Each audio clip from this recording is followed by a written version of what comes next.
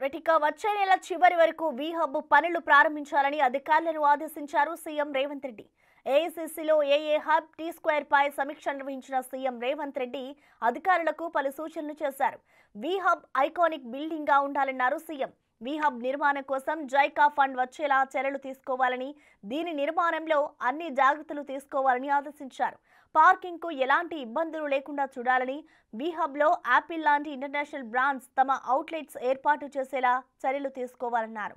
Utility zone ఏర్పాటు చేయాలని, వి hub 24 గంటల పాటు పనిచేయాలన్నారు సీఎం.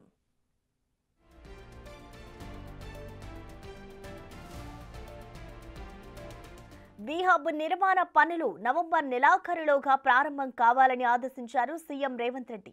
ప్రత్యేకమైన అద్భుతమైన డిజైన్లను పరిశీలించాలని సూచించారు. హైదరాబాద్ ను గ్లోబల్ టెక్ హబ్ గా, ముఖ్యంగా ఆర్టిఫిషియల్ ఇంటెలిజెన్స్ హబ్ గా మార్చడంపై దృష్టి సారించారు. ఏఐ హబ్ తాత్కాలిక ఏర్పాటు కోసం ఇంజనీరింగ్ స్టాఫ్ కాలేజీ భవనాలను పరిశీలించాలన్నారు. ఏఐ హబ్ కార్యకలాపాలకు మద్దతుగా కార్పాస్ ఫండ్ను ఏర్పాటు చేయాలని ఆదేశించారు. ఏఐ హబ్ ఏర్పాటు, అభివృద్ధికి మార్గనిర్దేశం చేసేందుకు ప్రపంచ ప్రసిద్ధి చెందిన ఏఐ సంస్థల ప్రతినిధులతో కూడిన ఒక బోర్డును ఏర్పాటు చేయాలని సిఫార్సు చేశారు.